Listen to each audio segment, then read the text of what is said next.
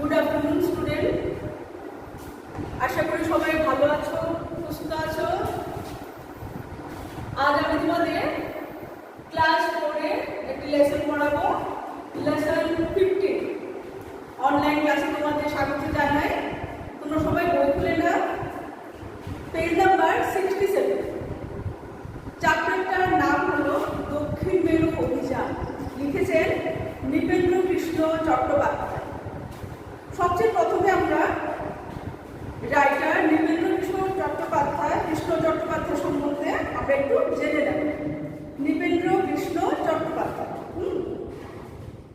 জন্ম 1905 সালে। তিনি হলেন কল্লোল যুগের একজন জনপ্রিয় লেখক। অনুবাদ ও শিশু সাহিত্যে তার অবদান অনস্বীকার্য। গল্প, ইতিহাস, বিজ্ঞান, ধর্ম প্রভৃতি বিচিত্র বিষয় নিয়ে তিনি লিখেছেন। তিনি একাধারে অভিনেতা, কাহিনীকার, গীতিকার, চিত্র পরিচালক ও চিত্রনাট্যকার। তার উল্লেখযোগ্য লেখাগুলি হল দুর্গম পথে, বন্ধুর চিঠি, দুঃখজয়ীর দল, না জানলে চলে না ইত্যাদি। 1963 সালে তার দেহাবসান ঘটে। এবার আমরা মূল বিষয়ে চলে যাই।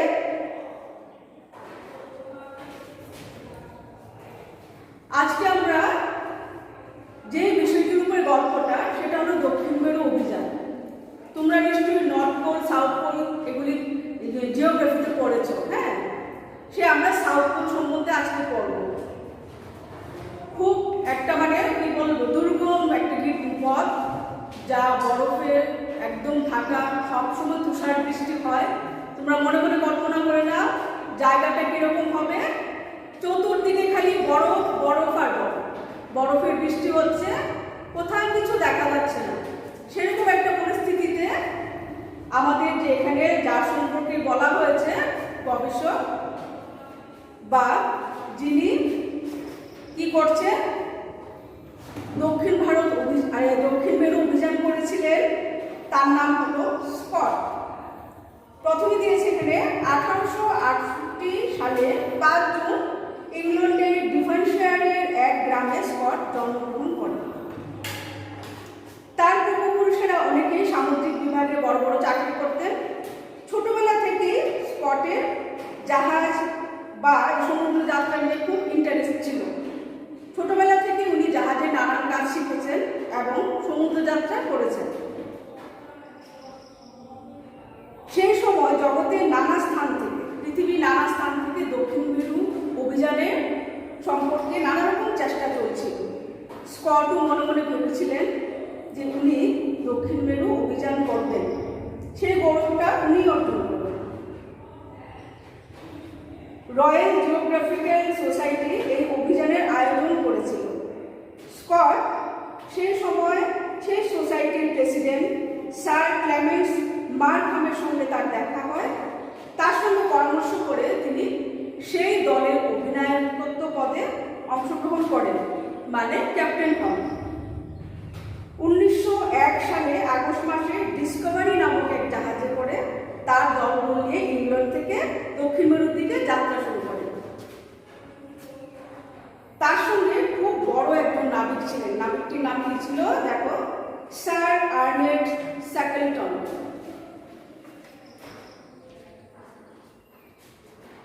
দক্ষিণ মেরু জগতের সকলের কাছ থেকে লুকিয়ে রাখার জন্য বিধাতা পুরুষ তার চারিদিকে দুর্লভ বরফের প্রাচীর করে রেখেছে। সেই জায়গাটা খুব ঠান্ডা, খুবই ঠান্ডা। কি বলবো তোমাদের, চারিদিকে শুধু তুষার, মানে বরফ। সেখানে বরফের বৃষ্টি, প্রতিনিয়ত বরফের বৃষ্টি হচ্ছে, আবার বরফ গলেও যাচ্ছে। সেরকম ভাবে অভিযাত্রীরা কি করে ওদের যাত্রা করে। ক্যাপ্টেন স্কট তার দল শুদ্ধ সেই বরফের প্রাচীরের মধ্যে এসে উপস্থিত হলেন। দক্ষিণ মেরু যে যাওয়ার জন্য একটা বিশাল বড় বরফের প্রাচীর পেরিয়ে যেতে হয়, কিন্তু সেই প্রাচীরটার মাঝখানে একটু ফাটল থাকে। সেই ফাটলের মাঝখান দিয়ে কিন্তু অভিযাত্রীদের যেতে হয়। সে অনেক দুর্গম পথ। কি হয়েছে দেখো, ক্যাপ্টেন স্কট তার দলবল নিয়ে 1902 সালের ফেব্রুয়ারি মাসে কিং এডওয়ার্ড দ্বীপে নোঙর ফেললেন, মানে জাহাজে সেখানে রাখলেন।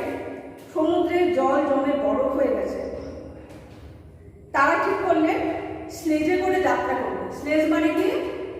স্লেজ মানে হলো সেই বরফের দেশে পুকুরে টানা গাড়ি, এক ধরনের গাড়ি যেগুলি পুকুরে টেনে নিয়ে যায়, সেটাকে স্লেজ বলে। মাস কয়েক কাটিয়ে 1902 সালের নভেম্বর মাসে স্লেজ যাত্রা আরম্ভ হয়ে গেল। ঠিক হলো যে স্কট, স্যাকেলটন ও উইলসন মাত্র এই 3 জনে যাত্রা করবে এবং সঙ্গে কতটা কুকুর নিয়েছে জানো? ওরা 19টা কুকুর, 19, বুঝতে পারছো? 19টা কুকুর নিয়েছিল সঙ্গে।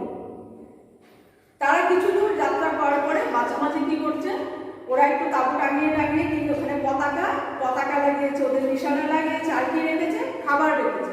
কিছু দূর অন্তর অন্তর ওরা কি করেছে? খাবার রেখেছে। কেন জানেন? কারণ হলো ফেরার সময় যেন ওরা ওদের রাস্তাটা চিনতে পারে এবং খাবারগুলি ওরা গ্রহণ করতে পারে। দরকারে প্রয়োজনে সেগুলি তাবুতে পাওয়া যাবে, এই জন্য ওরা কি করেছে? নিশানাও রেখে দিয়েছিল। তারা যত এগোতে থাকে, নভেম্বর ডিসেম্বর মাস, আমাদের এখানে অনেক ঠান্ডা পড়ে, তোমরা সবাই জানো, আর ওইসব জায়গা তো বরফের জায়গা, আরো ঠান্ডা বেশি পড়বে। যত এগোতে লাগলো ততই বরফ তীব্র থেকে তীব্রতর হতে লাগলো। কুকুরগুলো ক্রমশ কি হলো? অবশ হয়ে গেল, অবসন্ন হয়ে গেল। ওদের শরীর ঠান্ডায় জমে যেতে লাগলো। ওরা আর বেশি দূর এগোতে চাইল না। তখন স্কট ঠিক করলেন যে ওরা ফিরে আসবে। তারপর কি করবে দেখো, ফেরবার পথে বিপদ আরো ঘনিয়ে এলো। ওরা আর এগোতে পারলো না, বুঝতে পারছো? ওরা ফিরে আসছে, সে ওদের যেখানে তাবু টাঙিয়ে রেখেছিল সেখানে ওরা আবার ফিরে আসবে। সেকেলটনের হলো অসুখ। খাবার ডিপোগুলো এত দূরে দূরে পোতা ছিল যে ডিপো থেকে আর ডিপোতে পৌঁছতে ওদের অনেক সময় লেগে যাচ্ছে। ওরা অবসন্ন হয়ে অজ্ঞান হয়ে পড়তে লাগে। বিশেষত করে কুকুরগুলো তাদের স্লেজ টেনে নিয়ে চলছে। সেই কুকুরগুলো খাবার জোগাড়ে তারা নিরুপায় হয়ে গেল। তারা কি করলো দেখো, একটা কুকুরকে মেরে মেরে ওদের মাংসগুলি অন্য কুকুরকে খেতে দিতে লাগলো। এভাবে ওরা এগিয়ে চলল কোনো রকমের জীবনযাত্রায়। সেই যাত্রায় কি হলো? ওরা বেঁচে গেল, কিং এডওয়ার্ড দ্বীপে তারা ফিরে এলো। তারপর দেখো কয়েক মাস সেই দ্বীপে ওরা কাটিয়ে ফেলল। আবার কি হলো? 1903 সাল শেষে কি করলো? 1903 সালের শেষের দিকে আবার কি করলো? স্কট কি করেছে? আবার কিছু সঙ্গী নিয়ে ও আবার যাত্রা শুরু করেছে। কিন্তু সে আবার সেই বরফের প্রাচীরের সামনে শহরে আটকে গেল। মাত্র দেখো আর 463 মাইল দূরে গিয়েছিল, দক্ষিণ মেরু ছিল, কিন্তু ওরা পৌঁছতে পারেনি। কেননা খুব তুষারপাত হতে আরম্ভ হলো আর ওদের শরীর অবসন্ন হয়ে যাচ্ছিল। তার জন্য ওরা কি করেছে? আবার ফিরে এসেছে। এবার স্কট ভাবলো যে ইংল্যান্ডে ফিরে যাবে। উনি ইংল্যান্ডে ফিরে গেলে এবারের মতো যাত্রা উনি স্থগিত রাখলেন। নেক্সট দেখো স্যার আর্নেস্ট স্যাকেলটন, কে ছিল? সেই নাবিক। উনি কি করেছেন? 1908 সালে আবার নিজের দলবল নিয়ে দক্ষিণ মেরুর দিকে যাত্রা শুরু করলেন। উনি অনেকখানি এগিয়ে গেছেন, প্রায় ওনার দক্ষিণ মেরু পৌঁছতে তোমার 97 মাইল আর বাকি আছে। কিন্তু তারপরও এত দুর্গম ওদের অবস্থা হয়েছিল, রাস্তাঘাট এত তুষারপাত হতে আরম্ভ করলো, আকাশ পাতাল কিছুই ওরা দেখতে পাচ্ছিল না। ওরা কি করেছে? আবার ফিরে এসেছে। এখানেও সে অসফল হয়েছিল। ক্যাপ্টেন স্কট যখন শুনলেন যে স্যার স্যাকেলটন ফিরে এসেছেন, তখন তিনি খুব দুঃখ পেলেন। তিনি ভাবলেন যে এবার আমি আবার যাত্রা শুরু করব, দক্ষিণ মেরু অভিযানে আবার যাব।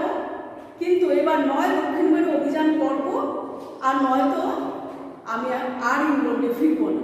বুঝতে পেরেছ? এবার কি করেছে ক্যাপ্টেন স্কট? 1910 সালের জুন মাসের প্রথম দিকে দলবল নিয়ে এবার দেখো স্কট কি জাহাজে উঠেছে। জাহাজটার নাম হলো টেরা নোভা। দক্ষিণ মেরুর দিকে আবার যাত্রা শুরু করলেন। 1911 সালের প্রথম দিকে তিনি আবার সে দুর্লভ বরফের প্রাচীরের সামনে এসে উপস্থিত হলেন, যে প্রাচীরটা লঙ্ঘন করা খুবই কষ্টকর। এখান থেকে দক্ষিণ মেরু 350 মাইল দূরে। এই 350 মাইল ফিরে আসার আয়োজন করতে সেপ্টেম্বর মাস এসে গেল।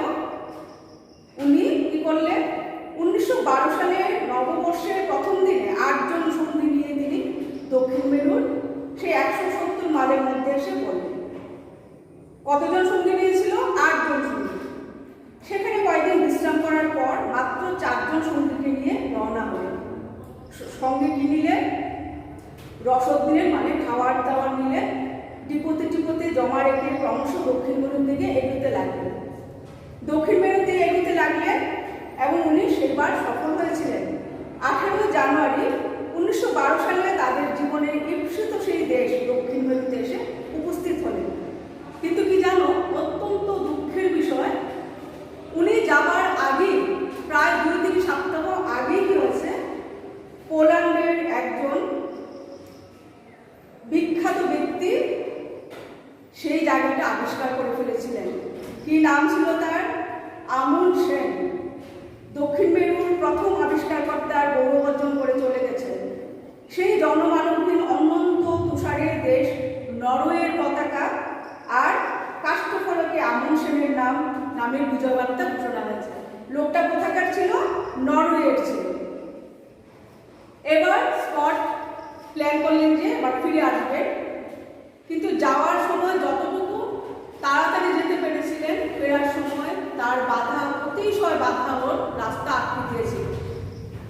শুধু বরফ আর বরফ, বরফের বৃষ্টি, দিনের পর দিন আকাশ পৃথিবী কিছুই দেখা যাচ্ছে না। অনাহারে তুষারপাতে সর্বশরীর তার অবসন্ন। একদিন কি হলো, সেই 4 জন সঙ্গীর মধ্যে একজন সঙ্গীর নাম হলো ইভান্স। উনি অজ্ঞান হয়ে পড়ে গেলেন, আর উঠলেন না। বরফের তুষার বরফ ওর উপরে কবরের মতো পড়ে গেল। উনি সেখানে মৃত্যুবরণ করেন। তারপর শুভ্র তুষারের সেই মৃতদেহের উপর তার কবর রচনা করল। অবশেষে বাকি যে 3 জন ছিল ওরা ডিপোতে এসে উপস্থিত হলেন।